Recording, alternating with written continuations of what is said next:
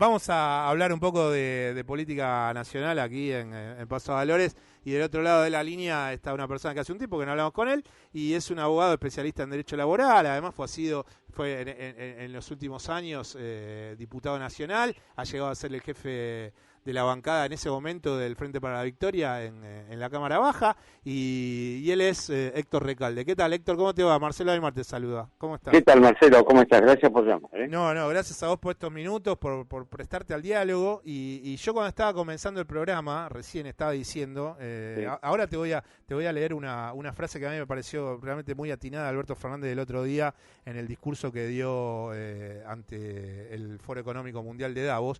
Pero antes de eso, y de empezar a desmenuzar un poco el entendimiento de esa frase, ¿no estás notando que se le está pegando mucho por izquierda a Alberto Fernández y que evidentemente eso nos puede, como país, llevar a un lugar bastante tirante en donde casi siempre termina ganando la derecha? Digamos que es cierto, hay algún sector minoritario que digamos, que siendo oficialista, para marcarlo de alguna manera, hacen una crítica pública que a veces no es lo más conducente. Por supuesto que uno está acostumbrado a respetar el pensamiento ajeno, etcétera, etcétera, pero creo que este es un momento. Yo siempre digo que hay un nombre de mujer que en este momento me parece un emblema político, que es prudencia. Prudencia significa uno puede dar todas las discusiones internas que sean necesarias para mejorar, etcétera, etcétera, pero dar debates públicos que en definitiva castigan la política oficial no me parece lo más oportuno. Por supuesto puede haber diferencias, matices, Sí. modalidades distintas, pero acá lo que hay que hacer es darse cuenta que nuestro gobierno, Alberto y Cristina, recibieron dos pandemias, la macrista y la del COVID-19. Hay que manejar nuestro país con estas dos pesadas herencias, ¿no es cierto? Sí, Entonces hay que ser bastante tolerante en los disensos y sobre todo no contribuir con fuego amigo a debilitar o a desestabilizar el gobierno. Sí, porque Entonces, aparte sabiendo que cuando se formalizó el Frente de Todos, para ganar la elección, como se sabía que una Cristina podía coalición. generar, claro, la coalición con Cristina al frente podía generar ciertas rispideces, se escogió a Alberto Fernández como un hombre de diálogo, como un hombre que puede tener un acercamiento mucho más pragmático a ciertas cuestiones. Bueno, entonces ahora encima le cae una pandemia durante todo el año y quieren pedir en este contexto un kirchnerismo duro, extremadamente duro, que, a ver, yo digo, sacando el tema de la pandemia, cuando esas velocidades fueron muy a tope, a la larga, si analizamos los 12 años del kirchnerismo, cuando se fueron muy rápido con esas velocidades, se terminó generando como una especie... La reforma judicial me parece un buen ejemplo de lo que vos estás diciendo. Sí, con la mejor de las intenciones, con acuerdo mío en el fondo de las cosas planteadas, la metodología, el procedimiento llevó al fracaso. Sí. Entonces, Perón diría en su medida y armoniosamente hacer las cosas, ¿no? Te quería, Héctor, leer una frase del otro día en el final del discurso ante el Foro Económico de Davos del presidente Alberto Fernández, en donde a mí me quedó rebotando, me parece que fue lo más interesante que yo escuché, más allá de escuchar a Macron y de cómo dibujó el fin del sistema neoliberal y el capitalismo en este momento, también en su discurso de Davos. Pero Alberto Fernández dice textual: mantenemos firmes, habla del gobierno, ¿no? Dice, mantenemos firmes un idealismo realista y un pragmatismo que no olvida los valores a la hora de tomar decisiones. Sí. Eso quería preguntarte, ¿cómo hacemos para aplicarlo ante las pujas de precios y salarios que van a tener en los próximos meses que llevar adelante sindicatos, cámaras empresariales, y ante una CGT que pide paritaria sin techo? Digamos que ese es el arte de gobernar, de ir manejando el equilibrio entre las posiciones legítimas de sectores diferenciados. En este caso el empresariado, con los sindicatos, con la paritaria estamos hablando, y eso tiene que hacerse en su medida y armoniosamente. Uno está, digamos, bastante acostumbrado a los conflictos. Los conflictos se resuelven tramitándolos, no negándolos. Y me parece que acá hay que compatibilizar la ética de la convicción con la ética de la responsabilidad. Porque incluso yo cuando era diputado, en algún momento dado se me planteó ver qué se hacía con la mentira preelectoral.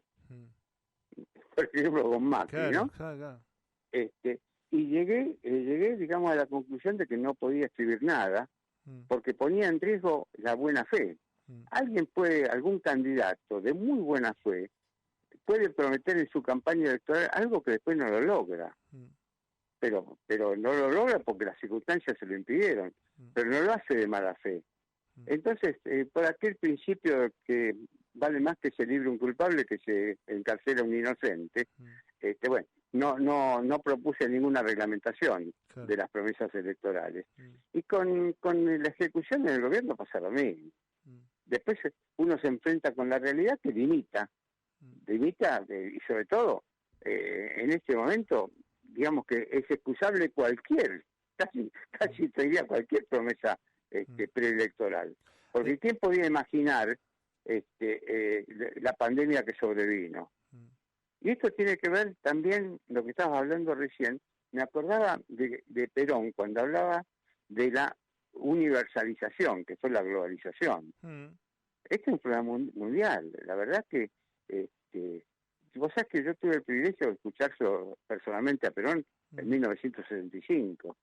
La verdad que podría decir que estuve como 4 días reunido con él. Sí. Podría decir que hice un máster en el peronismo conducido por Perón, ¿no? Y fíjate vos que él hablaba en aquel momento de lo que hoy es la globalización. Hablaba del equilibrio ecológico. Es decir, cómo tenés que el daño que sufre el planeta por la acción de los hombres, por ejemplo, ¿no? Héctor, hay temas tan profundos como para desviarse por la gilada, que la verdad, sí.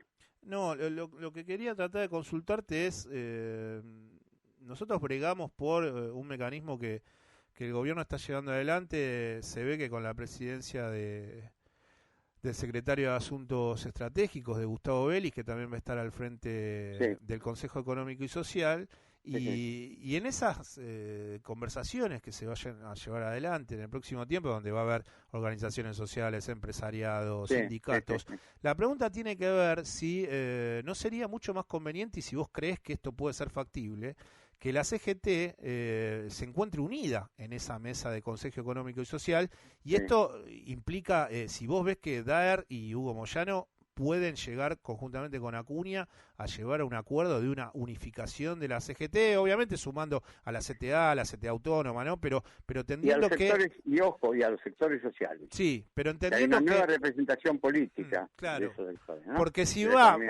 va atomizado el sector de los trabajadores, antes sabemos que un empresariado que no se encuentra atomizado, porque a la larga son cámaras, pero todos piensan más o menos lo mismo. De ellos es común la utilidad. Claro, entonces, ¿cómo ves ese panorama para un Gustavo Vélez que va a tener que citarlos a dialogar en una mesa de trabajo con estas disparidades, ¿no?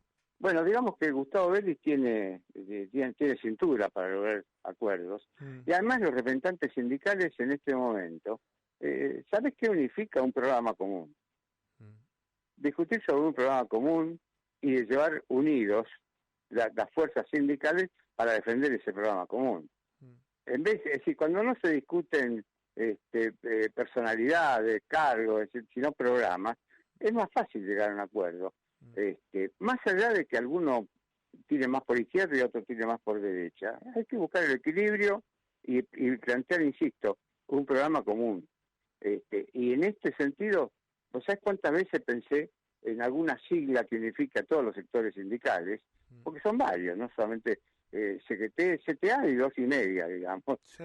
CGT hay un montón de grupos, pero ahora habla de grupúsculos, ¿no? Dentro de la CGT hay muchos sectores, la Corriente Federal, lo que fue en su momento, digamos... bueno, vos hablabas recién de las organizaciones sociales, que también son muy importantes. Yo creo que hay una nueva representación que nacida por los sectores que no están organizados, que son los sectores de la economía popular, que también hay que darle un lugar para que se siente a la mesa de discusiones. Pero no le ves el tiempo, ¿no? Para que lleguen a ese acuerdo Moyano, Daer, Acuña. Yo diría que más allá de los nombres hay una necesidad de lograr la unificación. Y eso es una gran responsabilidad de los dirigentes sindicales. Y yo creo que si hay alguien que tiene pragmatismo es el dirigente sindical.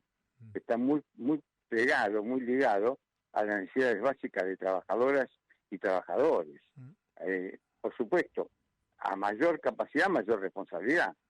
Y cae en la cabeza de ellos lograrlo. Y en ese sentido soy optimista. ¿Y cómo haces, Héctor, para... Me acuerdo por haberlo leído, no por haberlo vivido, pero cuando Helvar llevó adelante el acuerdo... Me lo acabas de sacar, te quería nombrar a Helvar. Y bueno, porque Precios y Salarios es Helvar, y bueno, y en aquel momento... Precios y Salarios termina rompiéndose por el empresariado. Entonces lo que quería era que me pudieras dar una opinión sobre cómo crees que son los mecanismos que tiene que llevar adelante la administración de Alberto Fernández para que ese rompimiento de Precios y Salarios no termine siendo hecho trizas por el empresariado, ¿no? De acá a un tiempo. Bueno, vos sabés que hay un principio jurídico universal que dice no hay obligación sin sanción. Si se llega a un acuerdo, aquel que lo viole tiene que ser sancionado. Y no tengo ninguna duda que algunos, tal vez minoritarios sectores del empresariado, por un exceso de avidez o de ideologización de sus posiciones, conspiran contra sus propios intereses. Sí. Lo que pasa es que no lo ven eliminar los caminos del acuerdo. Claro. Bueno, pero la mayoría no, La mayoría no. Entonces, bueno, hay que... Sobre todo es muy importante la información pública de la posición de cada uno, el debate público. O sea que yo extraño mucho los debates, ¿no? Todos. Porque la verdad que el debate clarifica la posición y compromete a los que están debatiendo y expresando ideas. Si, digamos, entonces extraño un poco esos debates, ¿no? Pero creo en la conducción. Además, vos ya hablabas de Cristina. La grandeza y la inteligencia que tuvo Cristina para darse cuenta que el que tenía que ser el presidente era Alberto y no ella, es realmente un ejemplo maravilloso de lo que es la conducción política, ¿no? Sí, por eso a veces... Ella se dio cuenta que era Alberto era Cristina más uno, digamos, o más dos, no importa, era Cristina más. Entonces se dio un lugar que, la verdad, la atracción popular la tiene, yo mi lectura, y con mucho respeto por Alberto, ojo, ¿no? La tiene Cristina.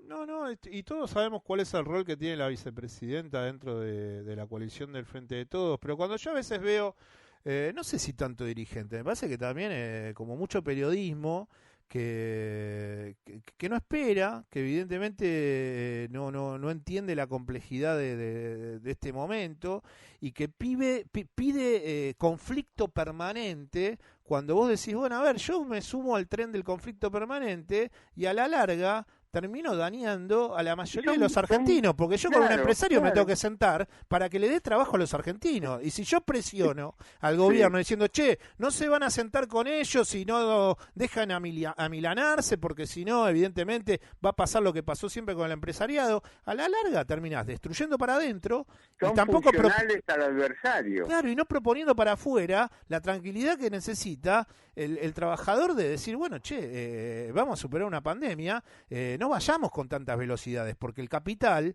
también lo tienen ellos, no lo tienen los trabajadores. Por supuesto, a ver si vamos a pensar que de haber llegado con los votos nos da el poder. Ahí están el capital financiero, económico concentrado, los intereses, incluso intereses de otras potencias, ¿no?